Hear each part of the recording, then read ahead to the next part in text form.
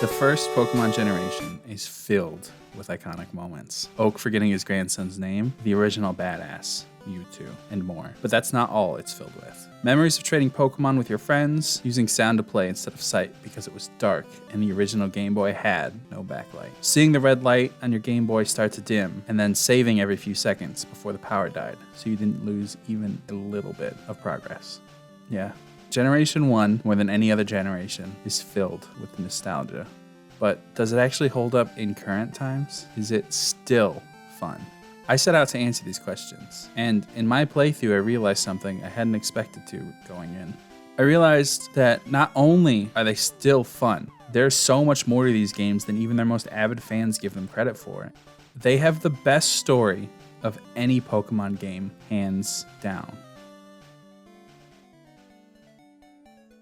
As any Pokemon master knows, there's more to playing Pokemon than just picking up a game and playing it.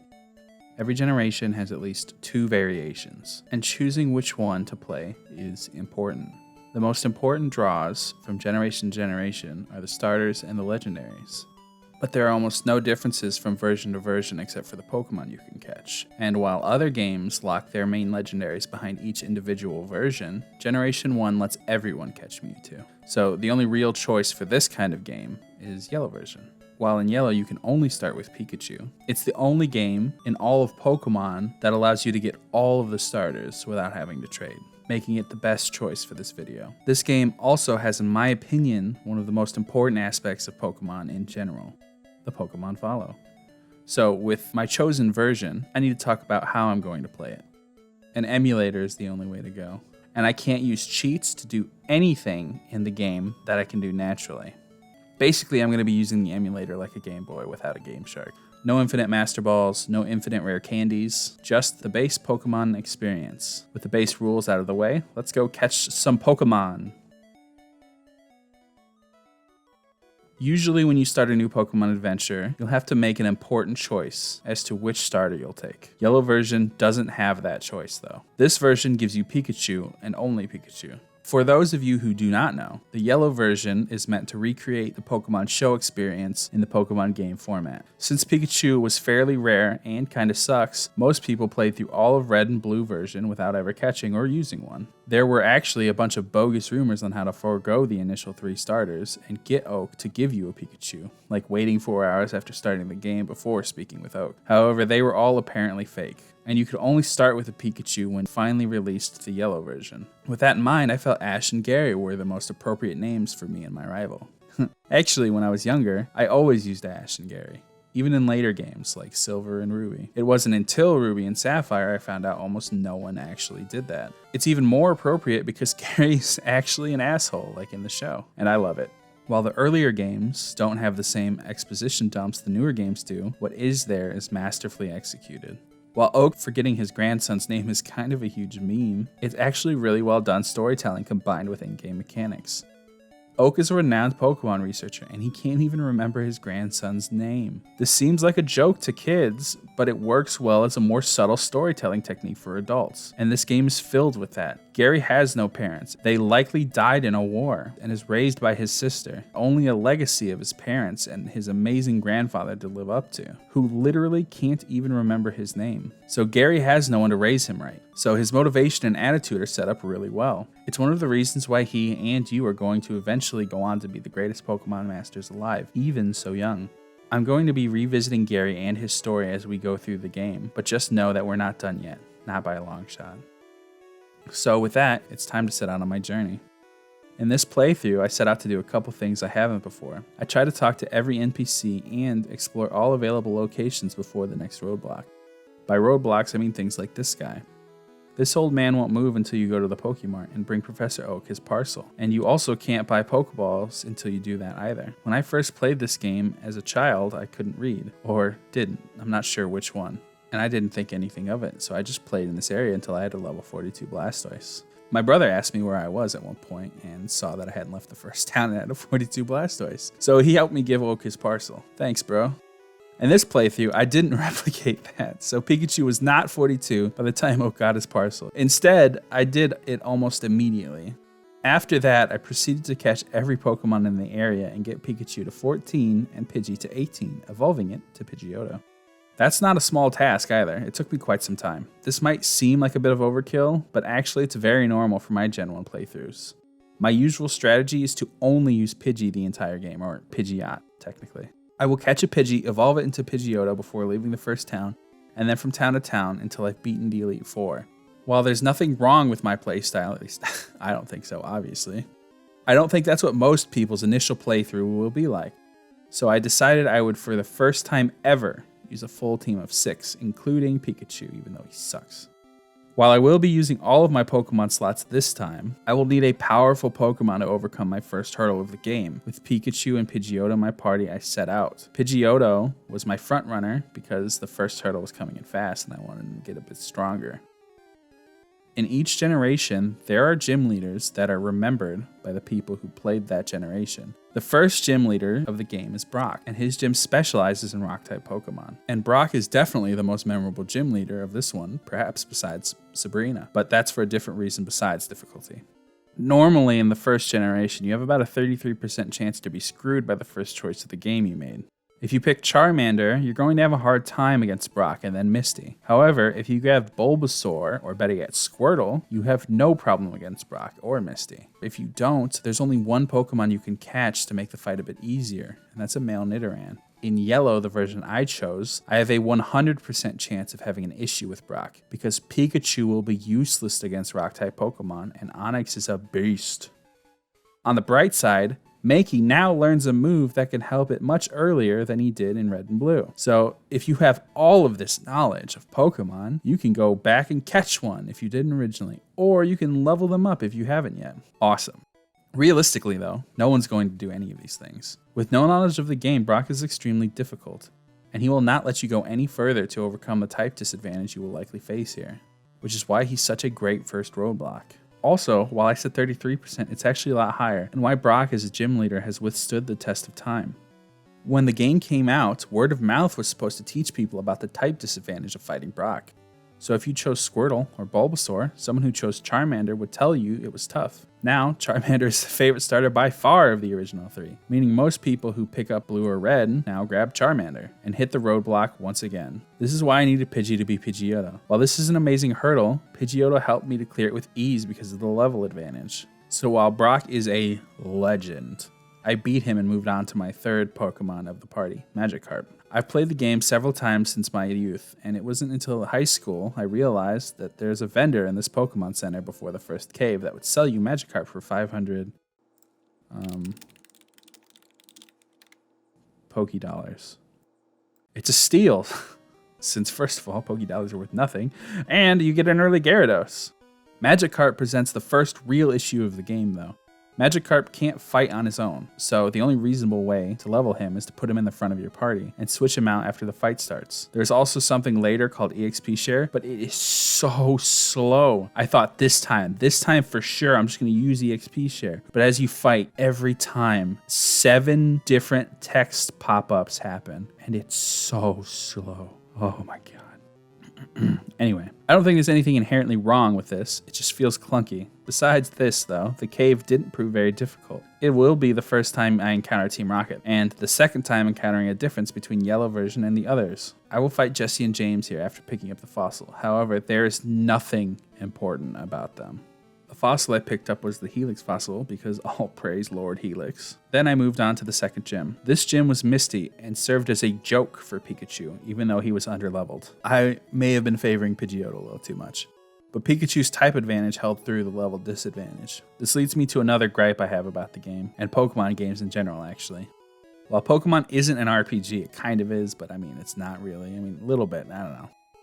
You really should be able to have party members, and I'm not talking about Pokemon. I remember trying for hours as a kid to find out exactly how you brought Brock and Misty along for the adventure, because obviously they would come. This is Yellow version. That was wrong though, but I've still always thought the gym leaders are the coolest. and there should really be more interaction with them besides just one fight. Earlier I mentioned some of the draws on generation to generation is legendaries and starters, but I feel like one of the other major draws is the gym leaders. I think the game would have benefited greatly from more interactions with them. While I understand the game is limited by the times, this is a video if the game holds up today, and I think the lack of this takes away from the game as it stands. However, that didn't stop me from moving on in my journey. I said I picked Yellow for a reason, and it's because I want all of the starters. In this town, with the second gym, there are 2 easily obtainable starters, Charmander and Bulbasaur.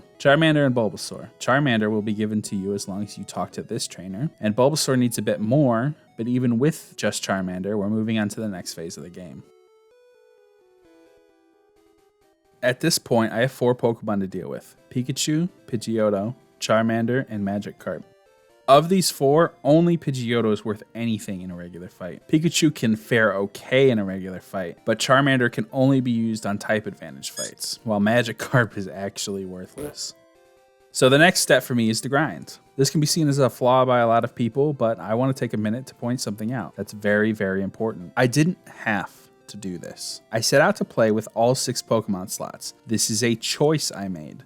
And speaking of choice, one of the most exciting parts of any Pokemon game is making the main team you chose evolve, and to do that you need lots of experience. But trainers are the best way to get that experience. And besides the Elite Four, you can only fight each trainer one time. This usually causes people to limit their main party to 2 or 3 Pokemon. What that means for me, though, is that if I want a party of 6, and I want them all to evolve and get stronger, I need to do a lot of grinding. In all, from beating Misty to moving on to the 3rd gym, it took me about 14 hours of grinding before I was ready. I want to point out again, this is not what most people will do.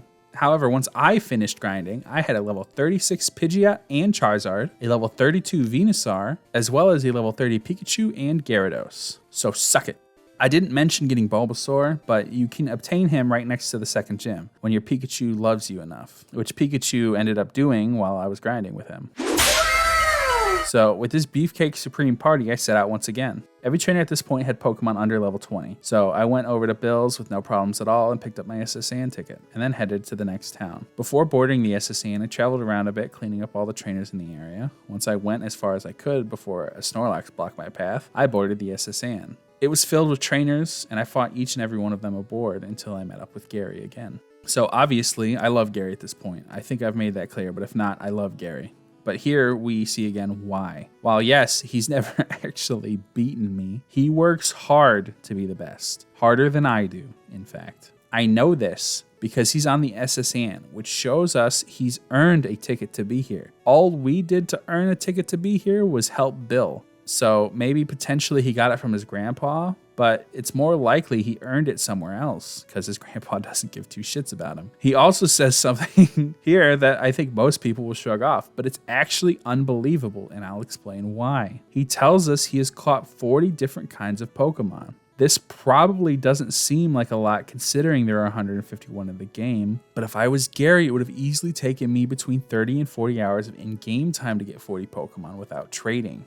Here's a list of every possible Pokemon Gary could have caught up until this point. Of the ones he can outright catch, there are a total of 21. We have another 20 accounted for ones he could evolve. And finally, the ones who are special that can't evolve without trading or a stone, there's a total of 7. Did you notice something? He has likely caught and evolved almost every single Pokemon he possibly could. He might have gotten a Moonstone at Mount Moon, which would explain his party setup, but I think there's a different reason. Gary has 2 kinds of Pokemon at this point, ones he likes and ones he's used for the Pokedex. If he caught 40 different types of Pokemon, then why does he only use 4 slots? Even a level 2 Nidoran would be better in his 5th place than nothing, right? At this point, he has no reason not to have one of the stronger Pokemon in his party. Maybe Gyarados or Pidgeot? He likely let his grandpa research them for his studies, and only kept the ones he liked the most.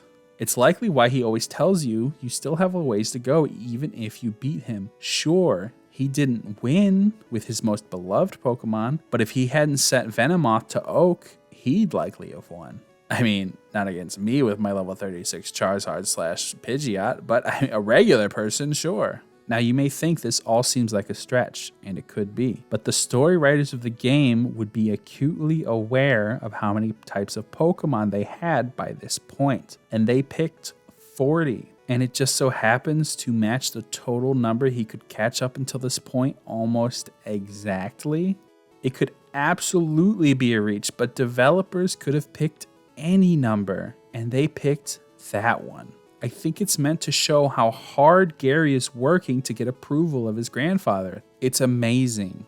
After the encounter with Gary, though, I picked up the move Cut so that I could cut down the bushes around the places I'd been. Before fighting the third gym leader, I went to all the places that had been blocked off to make sure I kept everything moving. Then I went back to the third gym and fought Lieutenant Surge, who interestingly enough was a war veteran.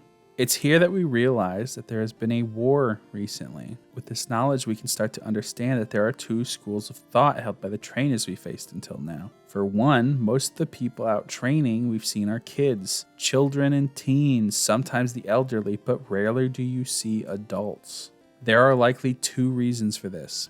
The first is a lot of the adults are likely dead, killed in action, never to return to their families, leaving their children behind to fend for themselves. The other is because they're scared of Pokemon. They have terrible memories of them and want nothing to do with battling. While we do see them from time to time, it's rare you see a regular adult using Pokemon. The closest we come really is in the gyms and Team Rocket. Here is where the two different lines of thinking come into play. Most, if not all, of the trainers we've seen until this point are of the mindset that their Pokemon are their friends. That's the first school of thought, but there's something that's important about that. All of the trainers we've met so far are weak. You have other trainers who think Pokemon are a tool to be used for power. Team Rocket thinks this specifically, that they're a force for evil, and they will use them as such. Team Rocket and most of the gym leaders subscribe to this thought. These are the more powerful trainers we've fought. This is the second school of thought. This shows you that in the world of Pokemon, a lot of people think that might means right, but we're not even halfway through the game yet, and there's a long road ahead of us. With a third badge, I can now talk to Officer Jesse for a Squirtle and then head out to the fourth gym. The next stop is the dark cave to the east of the second gym town. I had obtained a move that would brighten up the cave, but I never used it as a child, and I'll be damned if I use it now as an adult. It's a lot of fun making your way through the dark, and in doing this, I actually learned something new. One of my Pokemon got poisoned, and while I was walking, I could see the trainers who were standing. It wasn't at all necessary and kind of useless, but I thought it was pretty neat. But eventually, I healed myself and came out the other side. This led me into the Pokemon Tower and one of the most powerful moments of the game. Once again, I meet Gary, and here, of all places. The Pokemon Tower is a place where trainers lay their Pokemon to rest. Gary being here doesn't necessarily mean that he laid a Pokemon to rest, but I think he has. He now has 2 new Pokemon with him, but one of his old ones is missing. Based on what I said earlier, he is only traveling with Pokemon he loved the most. I don't think he's missing his Rattata because he got bored of it either. I think his Rattata died in the tower, and I think Team Rocket killed it. If you need any evidence of this, we learned in town that Team Rocket brutally killed the mother of Cubones. Marowak and this tower show us that Pokemon do die, and with all of the gravestones, it shows us that they die a lot. I want to point out that Gary told us he caught a Cubone just now, but he only has 5 Pokemon in his party. If Gary caught Cubone while his Rattata was alive, Cubone would have been sent to the PC. If Gary didn't have his Rattata with him when he caught Cubone, it would be in his 6th slot right now. So it's just something to think about.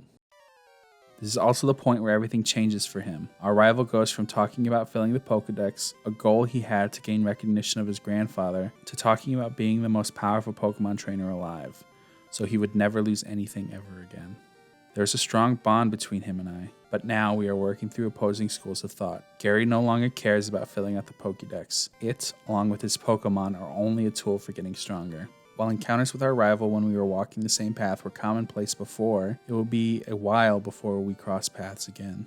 Once he is defeated though, I need to leave the Pokemon Tower because without a specific item, I can't fight all the Pokemon there. So I head off to the town with the 4th gym badge. First, I talk to everybody, eventually getting Eevee, and then I go talk to the gym leader. The gym leader here was a bit harder than the others, but it only took an extra trip to the Pokemon Center to succeed. With the 4th gym badge in hand, I decided it was finally time to thwart Team Rocket for the very first time. They have a base under the casino, and I raided it, running into Boss Rocket for the first time. It was obvious at this point that the addition of Jesse and James did nothing for this version. There isn't much chatting in the game, but while encounters with our rival, Oak, and Boss Rocket are very meaningful encounters, encounters with Jesse and James are virtually pointless.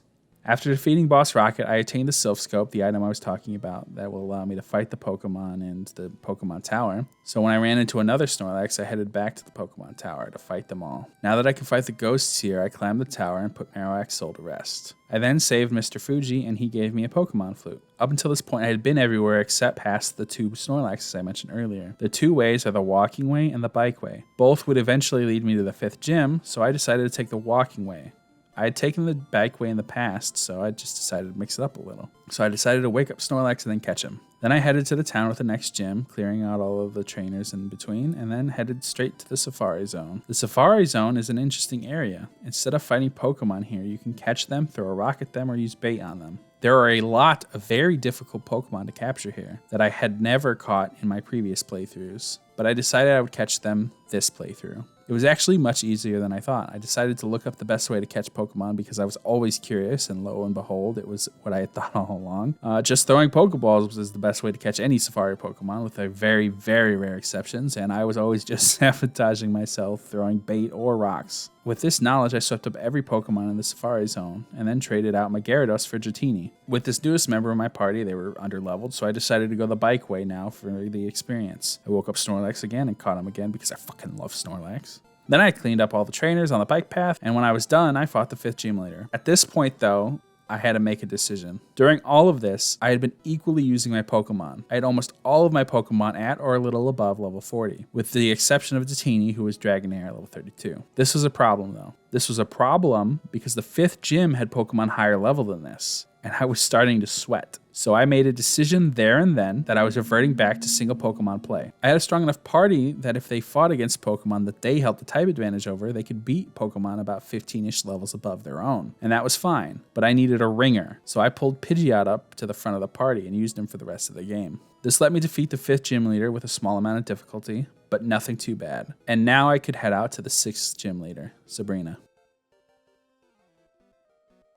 When I talked about Brock, I mentioned he was one of the most memorable gym leaders alongside Sabrina. I don't think this would matter as much now, but it's worth mentioning. Sabrina is really an unnecessarily hard boss to fight, in more ways than one. In fact, after the 5th gym leader, they all have something you need to do before you fight them, but Sabrina is the biggest pain in the ass. And it has nothing to do with her Pokemon. Up until this point, different gyms have just kind of been in different locations. The 5th gym was a little harder to reach than the other ones because of Snorlax, but he wasn't that bad. However, most people will be made aware of the city that Sabrina's gym is in after they beat the 2nd gym leader, and have no idea how to get inside. There are 4 separate entrances into the city that houses Sabrina's gym, and you will have seen them all by this point in the game. They all have a guard inside that won't let you pass, and if you talk to him, he'll just say that he's thirsty. This is supposed to be a hint to bring him a drink. However, there's only one place to buy this drink, and that's in the area with the 4th gym leader in it. And it's in the top of their shop, purchased from a vending machine. In current times, you can just look it up on the internet. But most people my age who played the game and older had no idea how to get past it. Or they bought the drink without even realizing it was a key and just got through without being able to explain why that happened.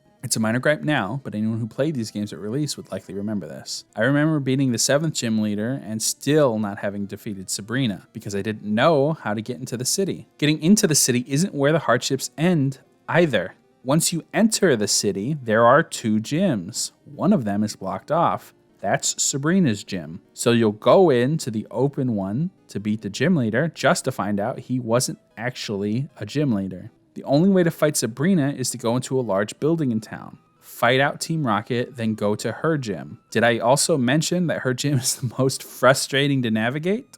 It feels like I should mention it. Anyway, before that, you have to climb the Silphco building because it's been taken over by Team Rocket. The climb is enjoyable, and the area is a bit confusing, but it's not too bad. One of the very interesting things that happens, though, is that Gary is waiting for you right outside where you'll meet Boss Rocket. And I think he's there because he's trying to save your Pokemon's lives. When I got there, Gary told me he saw me in town and came here to wait for me to show up. However, there's obviously more to it because of where he's waiting. He could have stopped me when he saw me, or he could have met me at the entrance, but he's waiting here. When I fought him and he lost, he said I was ready to fight Boss Rocket.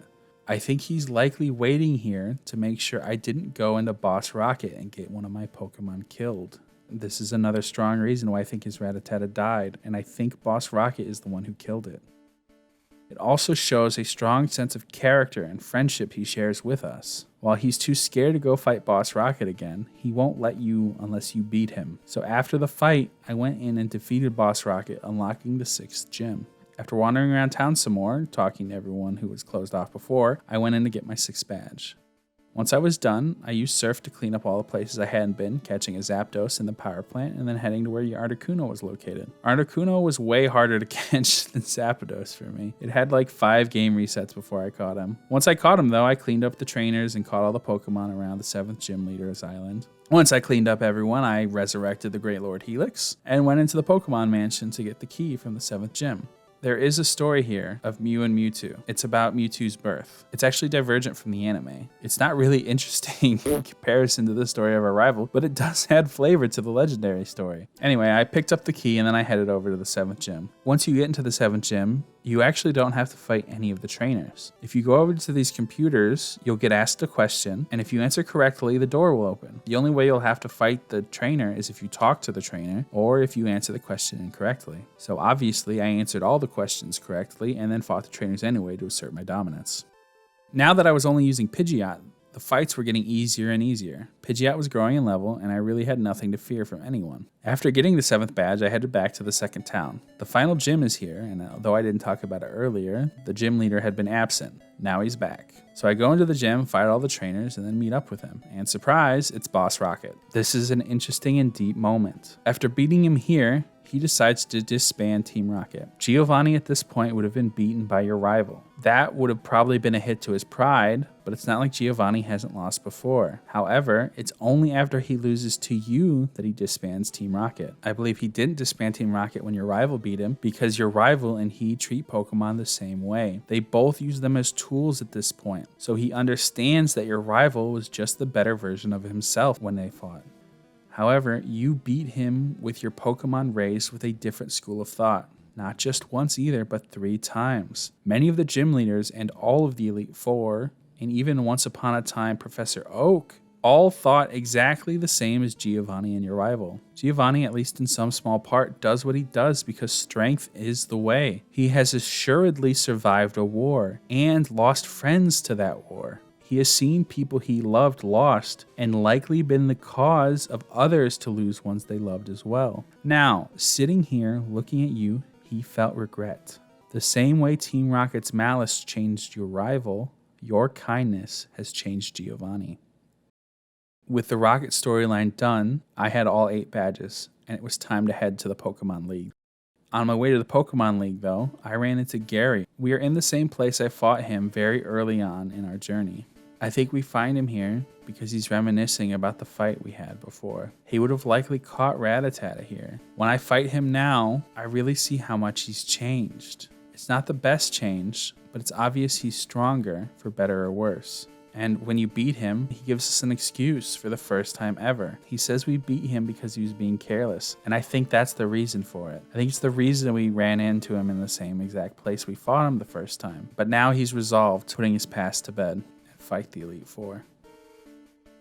After the fight, I also went up Victory Road, catching Moltres along the way, and shortly thereafter, I arrive at the building of the Elite Four, and I'm ready to fight. So obviously I'm going to be pay to win, and I stock up on items, and then I head into the gauntlet. The first up is Lorelei. She wasn't anything special, but I was worried about her because my entire party was weak to ice. Articuno definitely made me aware of that. I was able to clear her with only a few full restores and revives. After her came the man we don't talk about, Bruno. I said earlier that with a type advantage, my Pokemon could easily clear out Pokemon 15 levels above them, and Blastoise proved that here. Next up was Agatha, the Ghost Tamer, and really what I think was the final linchpin in the story. She tells us Oak has taken quite an interest with us. Not us and Gary, just us. She also tells us that he was once strong, but that was a long time ago. I think she's talking about what Oak was like before the war. He was likely a very powerful trainer who subscribed to the same school of thought as everyone else. I believe she means that your school of thought is weaker because she says he's wrong to have taken an interest in you. What makes this more interesting is that she's not talking about us being a child either, because Gary has already been through here and defeated her. I think she's specifically saying that Oak betting on our kindness being stronger than our rival's power is wrong. She shows us that Oak likely had a wake-up call after his child died in war, one of Gary's parents, and was able to come to terms with Pokemon as friends rather than just tools. Oak, a great and powerful trainer, had abandoned the ways of power, and the strongest people in the land, the Elite Four, all think this way is wrong. If you think I'm stretching on Oak being a powerful trainer, at the end of the game, he's going to take us into the champions room without a second thought. He's going to know exactly what to do when he gets here. In future games, the champion takes us into the room to do that. I think this is showing us that Oak was very likely the champion back in his day. So Agatha has a problem with his weakness as of now. However, Agatha loses to us, and she understands what Oak sees in us. She seems quite excited and refreshed about it too.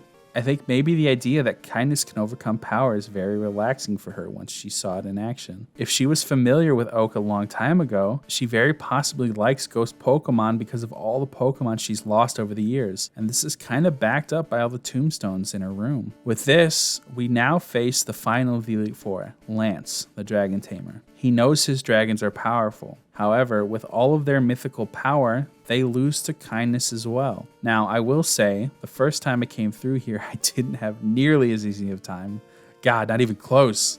I spent days doing this. A lot of work goes into preparing for these fights, and you need to be ready and stocked before coming here. I'm breezing through because this is my 20th time playing the game. If I had stuck with the 6 Pokemon strategy, I would have had to power up quite a bit before fighting them like this. And I may have even lost a few times. Heck, if I didn't buy all the full restores and revives I did, I wouldn't have cleared this my first try. But that aside, we have beaten the Pokemon champion. Except we haven't. Like I said, Gary had just come through here and beaten them all. If you didn't know this at the beginning, this is actually a cool turn of events. Your rival has always been one step ahead of you, and it feels so fitting he would be here now. The person you started your journey fighting is now the person you will end your journey fighting. I also want to point out, while we may have whatever Pokemon we want, our rival has really been working hard to have a strong team. His roster is filled with an amazing variety of Pokemon. To go through the list, the first is Jolteon, his starter Pokemon. A Thunderstone was required to evolve it. And then we have Sandslash. This is the only basic Pokemon he has, and it's one of the original party he had when he had Rattata, so he likely has a very strong bond with it. Things get more interesting and complicated after that.